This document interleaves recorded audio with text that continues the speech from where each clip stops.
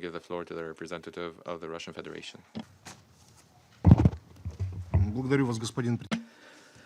Thank you, Mr. President. First of all, we very much appreciate your work personally as President of the Security Council and also the work of the entire Kuwaiti team. Mr. President, we thank Special Envoy of the Secretary General, Mr. Pedersen, for his briefing. Mr. Pedersen, we share the assessments that you expressed. We support the efforts that you are undertaking to achieve a lasting settlement in Syria. It is fundamentally important, Mr. Pedersen, that you establish and maintain constant constructive dialogue with all of the parties involved, and that you work to bring the positions regionally and internationally closer together. Russia is working energetically to make progress on the political front and to restore confidence between the key parties within Syria and around it. We cooperate intensively with our partners in the Astana format, with Iran, Turkey. We remain in constant contact also with the Special Envoy. We work in coordination with the government of Syria and the Syrian opposition. On the 25th of June, the head of the Russian Center for the Reconciliation of the Opposing Sides, General Bakin, gave the Security Council a thorough briefing on the military and political situation in Syria. We believe that this briefing was extremely useful and substantive. It contained exhaustive answers to many of the questions that were raised in the Security Council. You just need to listen to it and read it closely. During the statement of the Russian representative, particular attention was paid to the situation in the Idlib de-escalation zone. Nobody can deny that fighters from the terrorist group Hayat Tahrir al-Sham, essentially al-Nusra, are continuing provocative attacks on the positions of units of the Syrian armed forces, the civilian population of the country, and the Russian Hmeimim air base, demanding and calling upon us to do nothing in this situation is extremely dishonest, all the more so because the Russian general confirmed that the military operation is carried out exclusively based on intelligence-confirmed targets. We are not doing any damage to the civilian population or civilian infrastructure targets. It is concerning that Nusra is trying to reshape itself into a moderate opposition. We all know very well that rebranding does not mean that they have rejected their terrorist activities. The content remains the same, and the fight against terrorist organizations that have been recognized as such by the UN Security Council, by all of us unanimously, must be continued. The Astana guarantors are determined to fully implement the agreements on stabilization in Idlib. We cooperate actively to this end with Syria and Iran, with Turkey. We are scrupulously implementing the memorandum in Sochi that we worked on together and signed. And instead of demanding that we implement what we agreed on and signed, it would be better if everybody else got involved in the fight against terrorism. That would be a real contribution to achieving the Syrian settlement. We are seriously concerned by the situation in the northeast of Syria. Ensuring stability and security in this area will only be possible based on respect for the sovereignty and territorial integrity of the country, a rejection of separatist plans which undermine the national security of Syria and neighboring countries. And in general, it is baffling that, on the one hand, we are being demanded to provide more information, more details about what is happening, and when we invite our representative, who is active in the country and doing important jobs on the subject of national reconciliation, suddenly that briefing is questioned. And it was questioned even before the briefing had been delivered. And this is being said by those countries who illegally occupy Syria, who violate its sovereignty and territorial integrity.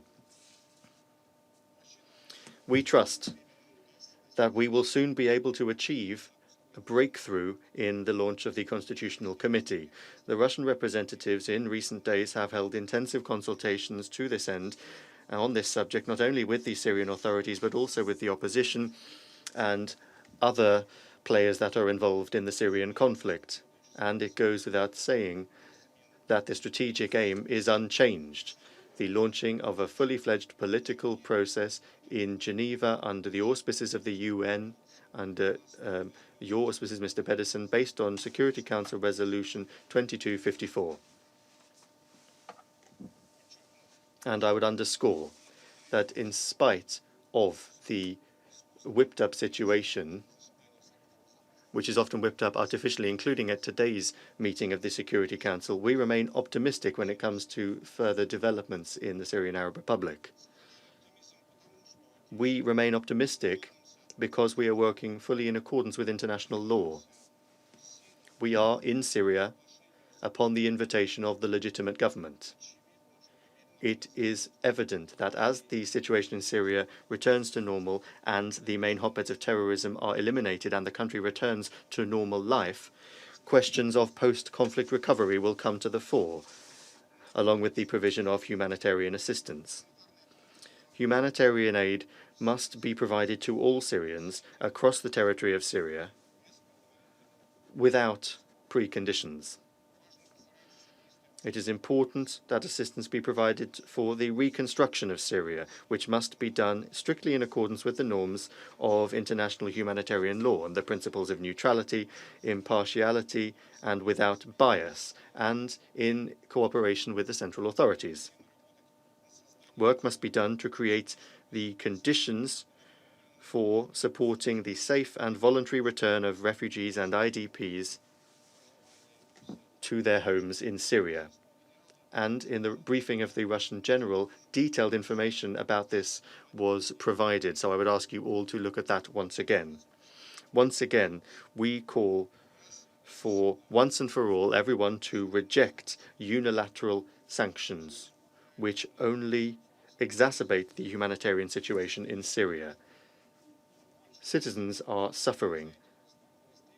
In large part, due to these restrictions, Syria is experiencing serious problems, including in the healthcare sector